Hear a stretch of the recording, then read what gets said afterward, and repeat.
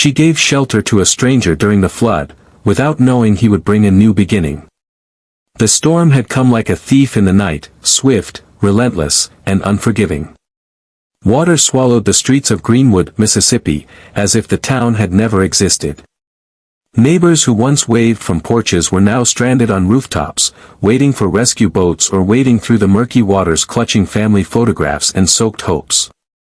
Amid the chaos, 62-year-old Evelyn Carter stood in the doorway of her modest yellow house, watching the floodwaters inch closer to her front steps. The electricity was gone, the roads impassable, and the sound of sirens had faded into an eerie silence. Still, she waited. Something in her gut told her she wasn't done yet. Evelyn had lived in Greenwood her entire life. She was a retired schoolteacher, the kind who still kept a tin of lemon drops in her purse and remembered every one of her students by name. Widowed for 8 years, her days were quiet, her house a sanctuary filled with the memories of a life well lived. But that night, the sanctuary turned into a refuge. It started with a knock. It was barely audible above the drumming rain, but it was there, a soft, hesitant rapping. Evelyn hesitated.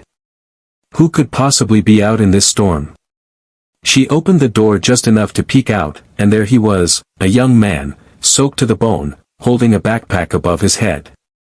His eyes were wide, pleading, not with words, but with a desperation Evelyn recognized all too well. "Please," he said simply. She stepped aside. His name was Malik. He was 24, traveling from Baton Rouge to Memphis to start a new job, his first real shot at turning his life around. The bus had broken down hours before the flood swept through, and the driver had told everyone to find higher ground.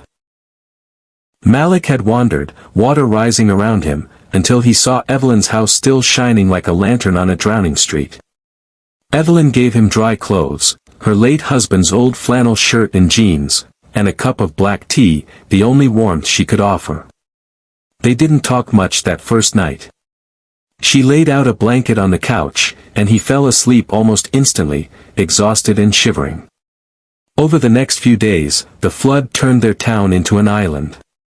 Cell towers were down. Supplies dwindled. Yet inside Evelyn's home, something unexpected bloomed. They talked. At first, in cautious sentences. Malik told her about his mother, who had passed away when he was 14, and his bouncing around in foster care after that. He spoke of mistakes made, nights spent on friends' couches, and the day he promised himself he'd never let his past define his future. Evelyn listened, stirring canned soup on the stovetop, her heart tightening with each word. She told him about her students, her husband, the loneliness of getting older. About how she sometimes felt invisible in a world that moved too fast to notice her anymore. But here, in the stillness of the storm, she didn't feel invisible. And neither did he. On the fourth night, as rain pattered gently on the roof, Malik found a photo album tucked beneath the coffee table. He flipped through the pages, Evelyn at her wedding, holding a baby girl, a classroom of smiling third graders. His eyes stopped on one picture, a tiny hand gripping Evelyn's thumb. "Your granddaughter?" he asked. Evelyn's expression softened. "My daughter, Lila. She passed away when she was 20. Car accident." Silence hung between them like a thick curtain. Malik reached across the table and placed his hand over hers. "I'm so sorry," he whispered. It was the first time in years anyone had said that with such raw sincerity. Evelyn nodded, tears slipping down her cheeks. Not from pain, but from the simple grace of being seen. By the end of the week, the waters began to recede, and rescue teams arrived. They offered to take Malik to the shelter downtown, but Evelyn shook her head.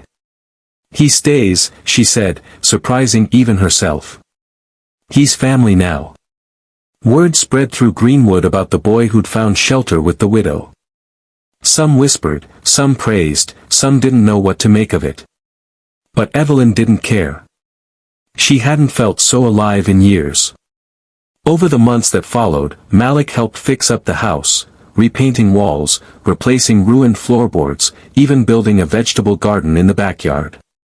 He found odd jobs in town and earned a reputation for being hardworking and kind.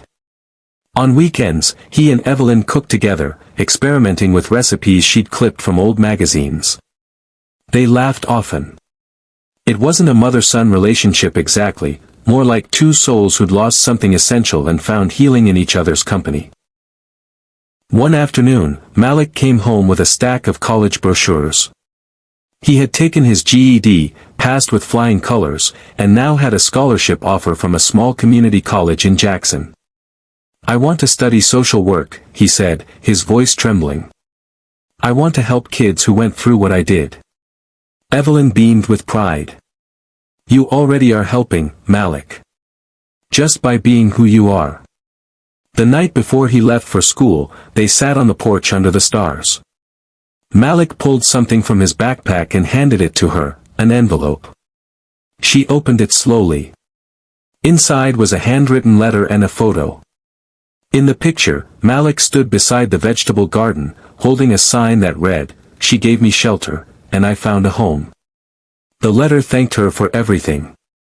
For the warmth. The wisdom. The second chance. Evelyn pressed the photo to her chest and looked at him with eyes that glistened with love. "You brought something back to this house, Malik. Something I thought I'd lost forever." "What's that?" he asked.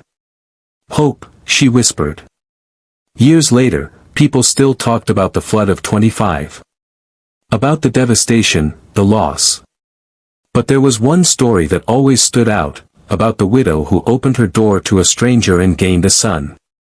About the boy who arrived in the storm and brought with him not just survival, but renewal. Evelyn's house became a community hub. Malik returned every holiday, often with other students in need of a place to feel safe. He started a non-profit, New Beginnings, inspired by that week in the flood, offering mentorship, housing, and hope to at-risk youth across the South.